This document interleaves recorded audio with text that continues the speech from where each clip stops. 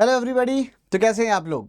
स्वागत है आप सभी का इस अमेजिंग चैनल में जिसका नाम है प्रोडी जेई और मैं हूं आपका अपना अनु गुप्ता। मेरे बारे में थोड़ी बहुत इन्फॉर्मेशन यहाँ पर लिखी हुई है, पर मुद्दे की बात यह है कि पिछले 15-16 सालों से मैं जेई और नीट की कोचिंग दे रहा हूं बच्चों को, और इस टाइम में मैंने हज़ारों बच्चों का आईटीएस या डॉक्टर्स बनने का सपना पूरा करने में अपना योगदान दिया हुआ है। ये काम मैंने किया है कोटा और न्यू दिल्ली के कई सारे बड़े बड़े इंस्टीट्यूट्स के अंदर की पोजिशन पे काम करते हुए, साथ ही साथ ऑनलाइन भी मैंने कई सारे बच्चों को सपोर्ट किया हुआ है।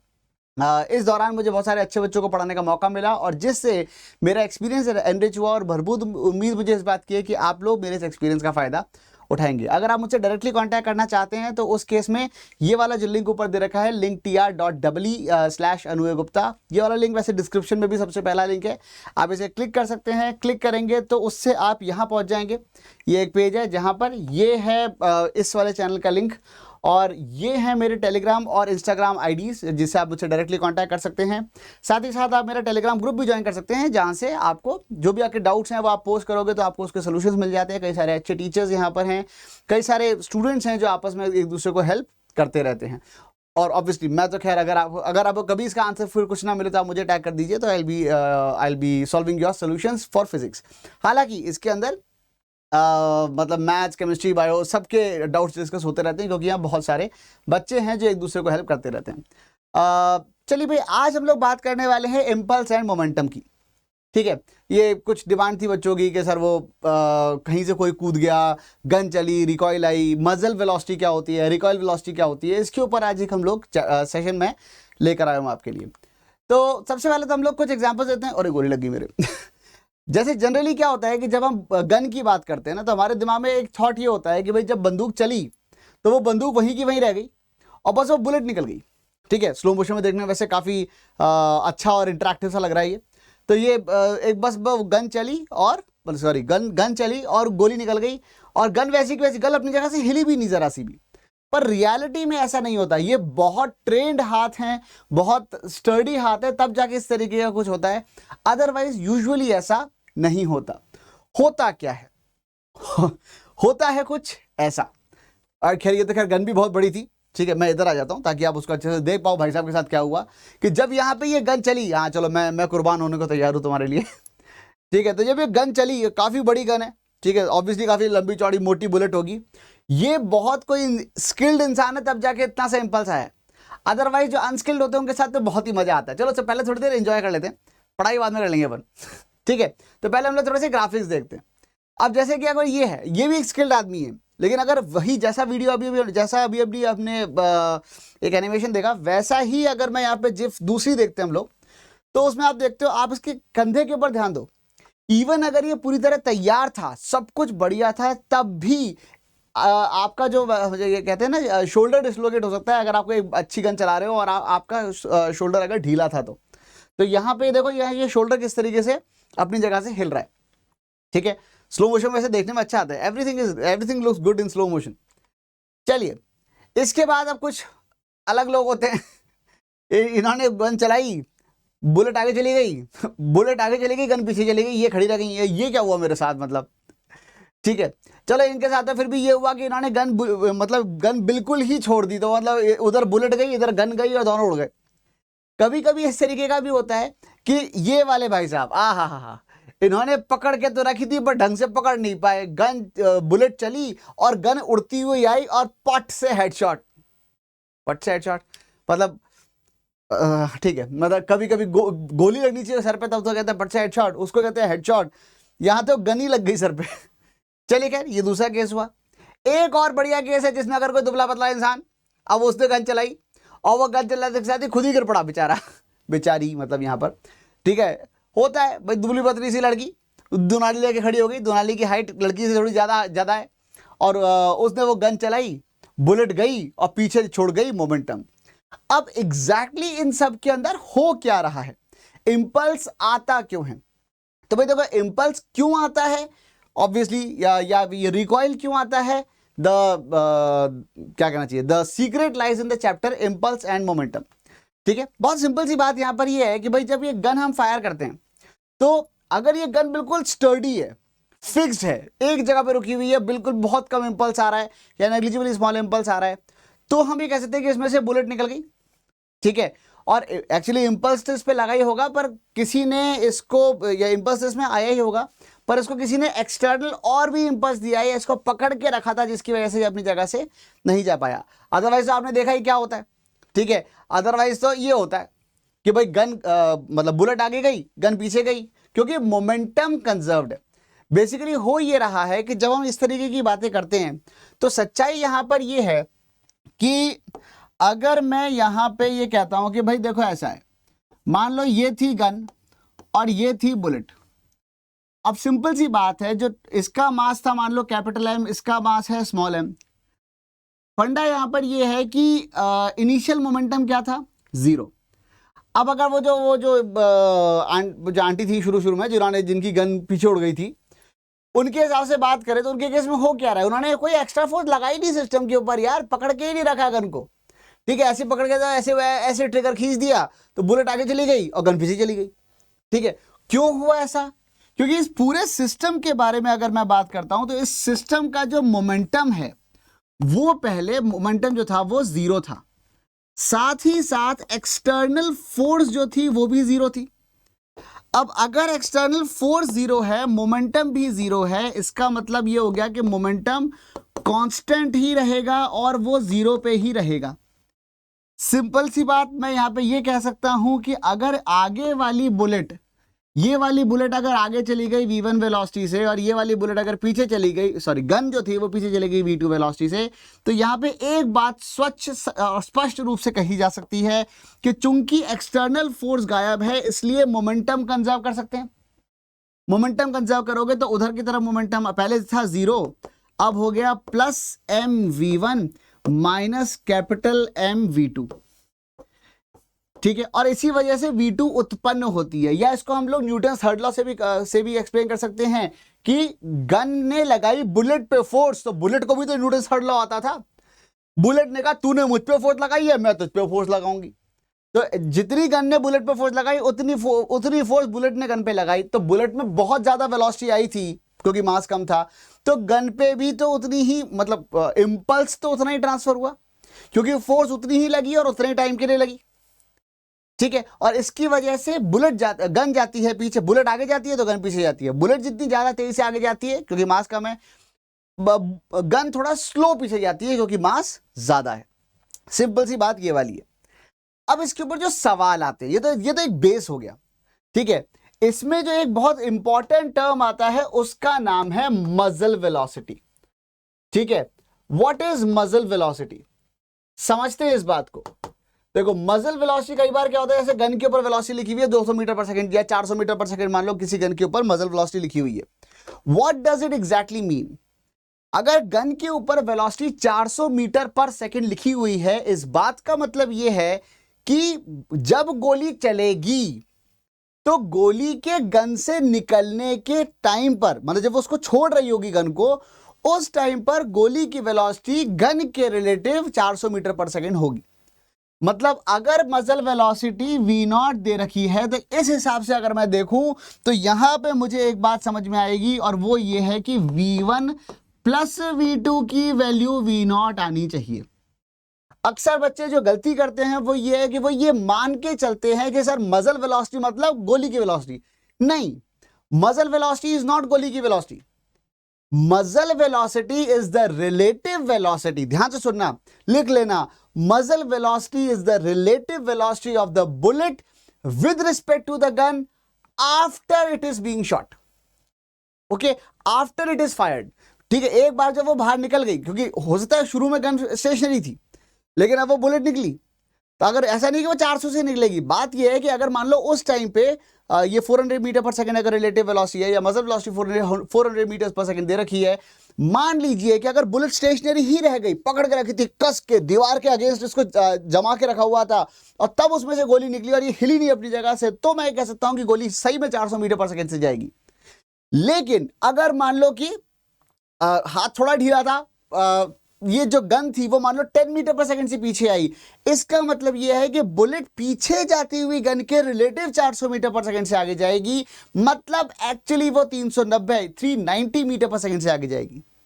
सिमिलरली अगर मान लो वो आंटी की तरह मतलब बिल्कुल बुलेट गन छोड़ी दी उन्होंने, गन सट से उड़ती हुई गई पीछे, गन मान लो अगर 50 मीटर पर सेकंड से उड़ती हुई जाएगी, तो क्या आप मुझे बता सकते हो कि उस केस में बुलेट कितनी स्पीड से आगे जाएगी? अगर गन पीछे जाएगी 50 मीटर पर सेकंड से, तो बुलेट आगे जाएगी 350 मीटर पर सेकंड की स्पीड से। आई होप ये रिलेटिव मोशन का थोड़ा बहुत कंसेप्ट आपके समझ में आता है या नहीं आता है? ठीक है, अब इस बात को हम लोग और एक बढ़िया सा सवाल करते हैं, जिससे मतलब बिल्कुल देखो, ये तो क्या फील से हो रहे क्वेश्चन, ये तो फील वाली बातें हो गई, लेकिन अगर मैं एक कॉम्प्लेक्स क्वेश्चन लेता हूं, ठीक है, और उसके जरिए हम इसे समझने की कोशिश करते हैं, और ना सिर्फ ये बल्कि और भी ना सिर्फ गन की बात करेंगे, बल्कि एक दो और फनी एग्जांपल्स और लूंगा मैं आज आपके सामने। ठीक है, तो जुड़े रहो बच्चों। अगला सवाल आता है गदर पिक्चर का। ठीक है, तो हमारे सन्नी पाजी जो है वो दौड़ से चले जा रहे हैं। ये सीन मतलब काफी आइकनिक सीन है और शायद आपने इस सीन को देखा होगा। ठीक है, तो अगर हम लोग यही वाला केस ले लेते हैं, ठीक है, थोड़ा सा और इसको बढ़िया से कर लेते हैं कि सन्नी पाजी जो है वो बजूका लिए भागे चले जा रहे हैं। ठीक है, चलो, तो इस वाले केस को हम लोग इमेजिन करने की कोशिश करते हैं। लेट अस से कि ये रहे हमारे सन्नी पाजी, ये रहा उनके हाथ में बजूका, ठीक है, और ये उन्होंने पकड़ा हुआ है, बजूका लिए भागे चले जा रहे हैं। बजूका के अंदर रॉकेट भी लगा, इस वक्त रॉकेट कुछ इस प्रकार का लग रहा है देखने में। ठीक है, मान लो रॉकेट का मास छोटा m है और बाकी सन्नी पाजी का और बजूके का मतलब जो रॉकेट लॉन्चर है वो और अच्छा एक काम करते हैं, इनको स्केट्स पहना देते हैं। अब अगर सर स्केट्स क्यों पहना रहे हो? स्केट्स इसलिए पहना रहा हूं ताकि कोई भी बंदे उनके भागते रहें, जमीन से फ्रिक्शन की टेंशन नहीं खत्म हो जाए, हॉरिजॉन्टल डायरेक्शन में कोई एक्सटर्नल फोर्स नहीं है, ये बात हम अज्यूम करके चल रहे। अब ये ऐसे जा रहे थे, मान लो इनकी जो इनिशियल वेलोसिटी पूरे के पूरे सिस्टम की वो शुरू में आगे की तरफ u थी। अगर ये u वेलोसिटी से भागे चले जा रहे थे और मान लेते हैं कि जो मजल वेलोसिटी थी वो मजल वेलोसिटी दे रखी थी v0, मजल वेलोसिटी दे रखी थी v0। अच्छा, सन्नी पाजी का बजूके का और उनके स्केट्स का सबका मास मिला के जो है वो है मान लो कैपिटल M। ठीक है, ये मास कैपिटल M है, रॉकेट जो अंदर लगा हुआ था उसका मास अलग से स्मॉल m है, और ये आगे ही जा रहे थे। ठीक है, हम क्या छोटी मोटी बातें तो करते नहीं, हम हमेशा ऐसी बातें करेंगे कि भाई कोई स्टैंडर्ड कोई चीज उठा के रख लेते हैं। तो हमने कहा ठीक है, अगर ये इस तरीके ये रही जमीन, ठीक है, और ये भागे चले जा रहे हैं। अब क्या हुआ कि इन्होंने फायर किया। क्वेश्चन यहां पर ये आता है कि फायर करने के बाद रॉकेट की वेलोसिटी क्या होगी। मतलब मैंने यहाँ पे कई सारे फैक्टर्स यूज कर लिए, कई सारे फैक्टर्स यहाँ पे ले लिए हैं ताकि किसी भी तरीके का कोई कंफ्यूजन यहाँ पे हमारे सामने ना बचे और कोई ऐसा केस ना बचे जो हम लोग कवर ना करते हो। ठीक है, तो हमें पता करना है कि भाई इसकी वेलोसिटी कितनी है। कैसे पता करेंगे? सिंपल सी बात है, देखो ध्यान से। मान लो थोड़ी सी देर बाद अब फायर हो गया, सन्नी पाजी आगे जा रहे थे। ठीक है, देखो सही बात तो ये है, पहले मैं एक बार बना दूं। ठीक है, अगर मैं इसको बनाता हूं तो यहां पे मुझे नजर आएगा ये रहा, अब ये खाली बजूका इनके हाथ में, रॉकेट निकल चुका है। ठीक है, ये अभी भी अपने स्केट्स पहने चले भागे मतलब गुड़कते चले जा रहे हैं। ठीक है, अगर ये अभी भी गुड़कते चले जा रहे हैं तो क्या होगा? ठीक है, तो ये इनके मैंने चरण बनाए। ठीक है, और अब हुआ ये क्या चाहिए, उसको पकड़ रखा है इन्होंने। ठीक है, रॉकेट जो था वो ये रहा, रॉकेट निकल चुका है अब लॉन्चर से। लेट अस से अब इनकी कुछ वेलोसिटीज हम लोग अज्यूम कर लेते हैं। मान लेते हैं कि इस बचे हुए मसाले की मतलब इन सब की वेलोसिटी मिला के v थी, और मान लेते हैं कि वो जो रॉकेट उड़ा उसकी वेलोसिटी v1 थी। क्वेश्चन एक्चुअली ये है कि मुझे v1 चाहिए। देखो मुझे वो आपसे कुछ भी पूछ सकते हैं, v चाहिए, v1 चाहिए, क्या होगा पता नहीं। वैसे तो पहली बात तो ये कि जब उन्होंने रॉकेट को लॉन्च किया, तो जब रॉकेट लॉन्च हुआ है, पड़ा है क्या? अरे हाँ, एक है मेरे पास बजूके जैसी एक चीज यहाँ पड़ी हुई है मेरे पास। ठीक है, तो अगर मैंने यहाँ पे रॉकेट लॉन्च किया, ठीक है, इसमें कोई हैंडल नहीं है, ये सिर्फ एक पाइप है। ठीक है, ठीक है, मैं कोई हथियार नहीं दिखा रहा हूँ तुमको यहाँ पे। ठीक है, तो अगर ये एक पाइप है, अगर इसमें मैंने रॉकेट लॉन्च किया तो क्या होगा? तो रॉकेट लॉन्च करने के बाद में अब रॉकेट तो निकल गया इसमें से। ठीक है, अब इसकी वेलोसिटी देखो क्या होगा कि फोर्स आगे की तरफ लगी उस पे, तो वो इस पे फोर्स पीछे लगा के जाएगा। तो देखो इतना पक्का है कि सन्नी पाजी के ऊपर जो इंपल्स आएगी वो पीछे की तरफ आएगी। ठीक है, इस पे जो फोर्स लगी वो पीछे की तरफ लगी। अगर इसे फोर्स पीछे की तरफ लगी है तो ये रुक भी सकता था, पीछे भी जा सकता था, पीछे भी जा सकता था और थोड़ा सा स्लो भी हो सकता था। मैं यही अज्यूम कर लेता हूं कि थोड़ा सा स्लो हुआ है। क्यों? क्योंकि मैं जबरदस्ती वेलोसिटी के नेगेटिव के पंगे में नहीं फंसना चाहता। सब उधर ही मान लो, जो आना होगा अपने आप नेगेटिव आ जाएगा। समझ रहे हो? हमें सिर्फ इक्वेशन बनाने से मतलब है, हमें सिर्फ इस वक्त सही इक्वेशंस बनानी है। ठीक है, तो एक इक्वेशन तो यहाँ पे सीधे सीधे मोमेंटम कंजर्वेशन की बन जाएगी। वो क्या आएगी? वो आएगी small m plus capital M into u। ये तो इनिशियल मोमेंटम हो गया। अच्छा, इस सिस्टम के ऊपर कोई एक्सटर्नल फोर्स नहीं है। इसका मतलब ये हो गया कि जब ये सिस्टम इसमें कन्वर्ट हुआ तो उस केस में यहां से जब हम वहां गए तो यहां तो मोमेंटम ये था, और फाइनल मोमेंटम क्या हुआ? इसका मोमेंटम हो जाएगा, मास था कैपिटल M, इसका मास स्मॉल m, तो capital M v plus small m v1। ये वाली बात सबके समझ में आ गई क्या? ये तो आ गया लीनियर मोमेंटम कंजर्वेशन की इक्वेशन, क्योंकि एक्सटर्नल फोर्स नहीं है तो मोमेंटम कंजर्व कर सकते हैं। दूसरी बात आती है, और जो इंपॉर्टेंट पॉइंट है वो है कि सर मजल वेलोसिटी का यूज क्या है। ठीक है, तो अब सब जो कॉमन गलती है वो ये है कि लोग इसकी वेलोसिटी ही मजल वेलोसिटी मान लेते हैं, इसी को मान लो v0। नहीं, ये एक बात गलत है। बात यहां पर ये है कि क्या u प्लस मतलब v1 माइनस u की वैल्यू v0 होगी, v1 खुद v0 होगा, या फिर क्या होगा? होगा ये कि v1 माइनस v जो होगा वो होगा v0। ठीक है, तो this is an important thing कि the velocity of the rocket with respect to the launcher after the event is actually giving you the muzzle velocity. समझ में आ गई ये वाली बात सबके? अच्छा, तो ये एक केस हुआ। ऐसे ही और भी केसेस हैं, जैसे आई होप आपको ये वाली दोनों इक्वेशन समझ में आ गए बच्चों। ठीक है, चलिए नेक्स्ट केस क्या है? अगला केस ये होता है कि जैसे मान लीजिए कि आपके सामने एक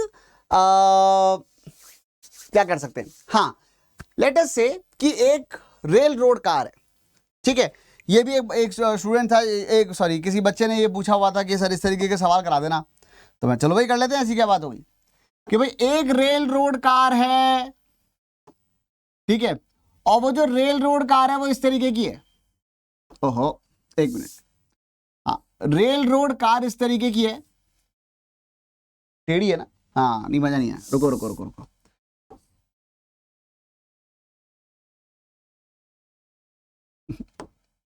छोड़ो, मैं थोड़ी टेक्नोलॉजी यूज करने की कोशिश कर रहा था, रहने दो, अपने आराम से खुद ही ड्रॉ कर लेते, ज्यादा अच्छा है। ठीक है, तो हाँ भाई, तो एक रेल रोड कार है इस तरीके की। ठीक है, नीचे ट्रैक है और इसे पहिए लगे बढ़िया। रेल रोड कार इसलिए बोल रहा हूं, वो ये पटरी के ऊपर चल रही है और यहाँ पे जो फ्रिक्शन है वो नेग्लिजिबली स्मॉल है। ठीक है, so this is very smooth, ये जो है ये स्मूथ है, तो यहां कोई नीचे कोई फ्रिक्शन नहीं है। अब मान लो कि ये 50 किलो की थी, मान लीजिए कि ये जो कार थी ये 50 किलो की थी। अगर ये कार 50 किलो की थी और इसके ऊपर मान लो यहां पे 25 किलो का एक दुष्ट बच्चा खड़ा है। कैसा बच्चा खड़ा है? दुष्ट बच्चा खड़ा है। ठीक है, अब क्या हुआ, उस बच्चे ने लगाई छलांग, और मान लीजिए कि अगर मैं आपसे ये कहता हूं कि वो जो बच्चा था वो कार्ट के रिलेटिव 5 मीटर पर सेकंड से कूद गया। देखो यूजुअली इस बात का ध्यान रखना, जब भी वो कार्ट के रिलेटिव 5 मीटर पर सेकंड से कूद गया तो क्या होगा? अब देखो इसको थोड़ा सा इमेजिन करने की कोशिश करो। ठीक है, एक छोटी सी कहानी है जो अक्सर मैं क्लास में सुनाता हूँ। वो ये है कि भाई जैसे मान लो कि आप आप घर पे हो, ठीक है, और लॉकडाउन का टाइम चल रहा है, और भाई यहाँ वगैरह जो मेड्स हैं घर की वो नहीं आई हैं, और मम्मी ने अभी अभी मस्त पोंछा लगाया। ठीक है, और आप प्लास्टिक की कुर्सी पर आराम से बैठ के अपने फ़ोन में कुछ कर रहे थे, मम्मी अभी अभी पोंछा लगा के गई है, और पहला इंस्ट्रक्शन ये है कि ज़मीन पे पैर मत रखना। ठीक है, पर हम ठहरे बदमाश बच्चे, तो हमारा उसी टाइम मन करता है कि यार एट दिस वेरी मोमेंट मुझे यहां से कूद के बहुत जोर से नींद आई है, मैं अभी के अभी सोना चाहता हूं। अब दिक्कत यह है कि नीचे पैर रखूंगा तो डांट पड़ेगी, और आपके खुराफाती दिमाग ने क्या इसका क्या इलाज निकाला कि मैं ये प्लास्टिक की कुर्सी जिस पर मैं बैठा हूं यहीं से छलांग मारूंगा और सीधे बेड पे जाऊंगा। ठीक है, समझ पा रहे हो क्या होने वाला है? ठीक है, हो चुका ना तुम्हारे साथ? हाँ, हो चुका है तो नीचे कमेंट सेक्शन में बताना। ठीक है, तो खैर पॉइंट यहां पर ये है कि अब तुमने वहां से लगाई छलांग। अब जैसे ही तुमने मतलब पूरा छलांग लगाने के लिए पूरी तैयारी वैयारी करी, मतलब कुर्सी में बढ़िया पैर वैर जमाए, कुर्सी प्लास्टिक की थी और तुम उसमें खड़े थे और तुमने कहा बस अभी बस बस, तुमने पूरी कैलकुलेशन करी दिमाग में कि इतनी जोर से कूदूंगा तो बेड तक पहुंच जाऊंगा, उसके बाद तो खैर देखा जाएगा। और तुमने जैसे ही छलांग लगाई कुर्सी धोखा दे गई, पीछे से कुर्सी गई पीछे और तुम रह गए हवा में, और जहां पैर छपने से बचा रहे थे वहां जमीन पे मुंह छप गया और चप्पलें पड़ी सो अलग डांट पड़ी सो अलग। तो क्या आपके साथ भी ऐसा हुआ है? ठीक है, कुछ कुछ वैसा ही इस बच्चे के साथ होने वाला है। ट्रॉली हमने यहाँ पे स्मूथ इसीलिए रखी है, नीचे जमीन इसीलिए स्मूथ रखी है ताकि ये हम यहाँ पे प्लास्टिक की चेयर जैसा कुछ काम कर सके। सवाल यहां पर यह है कि अगर ये बच्चा 5 मीटर पर सेकंड की वेलोसिटी से कूदने वाला है, प्लीज नोट, अगर क्वेश्चन में आपसे यह कहा गया है कि वो 5 मीटर पर सेकंड की रिलेटिव वेलोसिटी से कूद रहा है, तो प्लीज नोट इसकी ये वेलोसिटी आफ्टर द इवेंट होगी, कूदने के बाद रिलेटिव वेलोसिटी। क्योंकि अगर ये खड़ा हुआ है, आपका सर खड़ा तो था ही सही, ये तो पहले रुकी हुई थी, तो 5 मीटर पर सेकंड की रिलेटिव वेलोसिटी कूदेगा तो 5 से ही तो कूदेगा। नहीं नहीं नहीं नहीं नहीं नहीं नहीं, आफ्टर द इवेंट कूद, एक बार छलांग लगा दी तो लगाने के बाद कुछ वेलोसिटी से ट्रॉली पीछे जाएगी, कुछ वेलोसिटी से बच्चा आगे जाएगा। वो जो रिलेटिव वेलोसिटी है वो 5 होने वाली है, until and unless it is clearly specified. Please note मैं क्या कह रहा हूं, अगर आपसे कहा जा रहा है कि बच्चा 5 मीटर पर सेकंड की रिलेटिव वेलोसिटी से कूद गया, that relative velocity is always measured after the event. अगर आप नोट्स बना रहे हो तो इस बात को ऊपर मार्जिन में बड़ा बड़ा लिख लो, ठीक है। Relative velocity is always measured after the event, अगर कुछ और स्पेसिफाइड नहीं है तो। अब जैसे अगर आप एच सी वर्मा के सवाल या किसी और मतलब अलग अलग जगहों पे देखते हो, जैसे एच सी वर्मा के अंदर एक सवाल के अंदर उन्होंने स्पेसिफिकली ये कहा हुआ है कि it is the velocity of the boy, या the boy jumps with the velocity with respect to the initial state of the cart, मतलब कार्ट की जो इनिशियल स्टेट थी उसके रिलेटेड 5 मीटर पर सेकंड से कूदा है, तो उस केस में तो वो एक्चुअली 5 से जाएगा। लेकिन अभी कितने से जाएगा? अभी वो जाएगा रिलेटिव वेलोसिटी 5 से। हम ये कह सकते हैं कि अगर आफ्टर द इवेंट की हम लोग बात करें तो चलो एक बार एक काम करते हैं, फिर से बना लेते हैं उसको। तो आफ्टर द इवेंट मान लो ये हो गया, ठीक है। ये थोड़ी देर बाद काट यहाँ ये है, आगे तो नहीं बढ़ा दी मैंने, थोड़ी सी आगे बढ़ा दी ना, ओ हो बहुत ज़्यादा मिट गया। हाँ, तो अगर मान लो थोड़ी देर बाद काट आ गई यहाँ पे, ठीक है, हम ये समझ सकते हैं कि कार थोड़ी पीछे जाएगी, ये उसके पहिए हैं और ये बच्चा इस वक्त हवा में है, बढ़िया मजे आ रहे हैं, इसको हवा में उड़ता हुआ जा रहा है, ठीक है। कलर कैसे बदल गया बच्चे का, चलो बच्चे का कलर चेंज कर लेते हैं। तो बच्चे का जो कलर हो जाएगा वो कलर तो यही है। अब ये मान लो ये यहाँ पे ऐसे उड़ता हुआ जा रहा है, ठीक है, छलांग लगा दी इसने। अब हम ये कह सकते हैं कि भाई वेलोसिटीज क्या क्या हैं। देखो, आप चाहो तो सारी वेलोसिटी आगे मान सकते हो, ज्यादा अच्छा रहता है, लेकिन आप चाहो तो पीछे ही मान सकते हो, वो आपकी इच्छा है। मैं यूजुअली प्रेफर करता हूँ सारी वेलोसिटी आगे ही मान लो, अब क्योंकि मैं नेगेटिव साइन से ज्यादा पंगे नहीं लेना चाहता। भाई मैथ संभालेगी, ठीक है, मैं गलतियां क्यों करूं, ठीक है, गणित है ना, बनाने वाले ने इतनी बढ़िया चीज बनाई है, गणित बनाई है, हमें असिस्ट करने के लिए तो बनाई है, लैंग्वेज है हमारे लिए। तो हमने कहा भाई इसकी वेलोसिटी मान लो बच्चे की थी v1 और काट, वैसे हम जानते हैं काट पीछे जाएगी, पर मैं इसकी वेलोसिटी आगे की तरफ v2 मान लेता हूं। मोमेंटम कंसिडर करेंगे, इनिशियल मोमेंटम क्या था, इनिशियल मोमेंटम वाज 0, क्यों? क्योंकि सब रुके हुए थे, तो इसका मतलब 0 इक्वल टू, और एक्सटर्नल फोर्स क्या थी 0, तो फाइनल मोमेंटम क्या हो जाएगा, फाइनल मोमेंटम हो जाएगा 25 into v1, 25 v1 plus 50 v2, ठीक है। और ये रिलेटिव वेलोसिटी वाला एक्सप्रेशन क्या आएगा, किसके रिलेटिव, काट के रिलेटिव बच्चे की वेलोसिटी 5 है, तो जिसके रिलेटिव का वेलोसिटी निकाल रहे हो तो उसका वेक्टर उल्टा करके जोड़ देते, याद आ रही है ये वाली बात। तो अगर मैंने इसका वेक्टर उल्टा करके जोड़ा तो यहां पे आ जाएगा v1 माइनस v2, जिसके रिलेटिव निकालते हैं उसका वेक्टर घटाया जाता है हमेशा। तो काट के रिलेटिव निकाल रहे थे, v1 माइनस v2 की वैल्यू जो है वो 5 मीटर पर सेकेंड आ जाएगी। तो ये आ गई 5 मीटर पर सेकेंड, और ये 2 वेरिएबल और 2 इक्वेशन, भरपूर उम्मीद मुझे इस बात की है कि आप ये दोनों इक्वेशन खुद से बना सकते हैं और सॉल्व कर सकते हैं, ठीक है। अगर आप बना लो, that is the most important thing, solve तो खैर देखो हो ही जाएगा, ठीक है। अच्छा, क्लियर है इतना। अब इसी में फिर और भी फिर वेरिएशंस आ जाते हैं कि भाई एक बच्चा फिर पीछे भी खड़ा हो गया, फिर वो भी कूद गया, तो क्या होगा, दोनों एक साथ कूदेंगे तो बराबर, अगर मतलब आइडेंटिकल बच्चे हैं बराबर रिलेटिव वेलोसिटी से कूदे हैं तो फिर आइडेंटिकल केस हो जाएगा कि ये रुका रह जाएगा, बाकी दोनों कूद जाएंगे। और इस तरीके की और छोटी छोटी बातें हम लोग यहाँ पर कर सकते हैं। ठीक है, चलो तो यहाँ पे आज हम लोगों ने जो कवर किया वो मेजर चीज़ थी इम्पल्स या रिकॉइल वेलोसिटी। रिकॉइल वेलोसिटी भी यही चीज़ है, या ये कहो कि मजल वेलोसिटी एग्जैक्टली क्या चीज़ है, या कितनी रिलेटिव वेलोसिटी से जब एक बच्चा दूसरी कार्ड पे कूदता है तो क्या होता है। ठीक है, यहाँ पे एक सवाल वैसे और आ सकता है, वो ये है कि अगर ये बच्चा जब, अब ये मान लो यहाँ पे हमने कोई वेलोसिटी निकाली या ये 5 मीटर पर सेकंड से जाके कूद गया, तो भाई इनिशियल फिर तो फिर उसमें तो सिर्फ मोमेंटम कंजर्वेशन वाली बात हो जाती है कि अगर एक कार्ड इधर से आ रही थी, उधर से एक और दूसरी कार्ड आ रही थी 50 किलो की मान लो, और ये वाले भाई साहब उस कार्ड पे कूद गए, तो उस कार्ड की फाइनल वेलोसिटी, और उस पे जाके चिपक गए, तो उस कार्ड की फाइनल वेलोसिटी क्या होगी। वो तो सिंपली वहां पे जस्ट बिफोर वो बच्चा लैंड करे और जस्ट आफ्टर वो बच्चा लैंड करे, दोनों में मोमेंटम कंजर्व करेंगे तो वो जो दूसरी वाली कार्ड है उसकी वेलोसिटी भी आपको मिल जाएगी। ठीक है, तो आई होप बच्चों आपको इस सेशन के अंदर थोड़ी सी आपकी नॉलेज बढ़ी, खूब सारा आपको मजा आया, and I really do hope that you enjoyed, because अगर आप साइंस में किसी बड़े आदमी ने कहा है, ठीक है, और वो यही है कि अगर साइंस आपको बोरिंग लगती है तो मतलब पढ़ाने वाला गड़बड़ है। ठीक है, तो और अगर आपको मजा आ रहा है तो that is the most important thing for me, and I really do hope कि आपने इसको सेशन को एंजॉय किया होगा। So just keep doing your best and keep growing. अच्छा लगे तो वीडियो को क्या करना है तुम्हें, like share and subscribe. Thank you, bye bye, take care.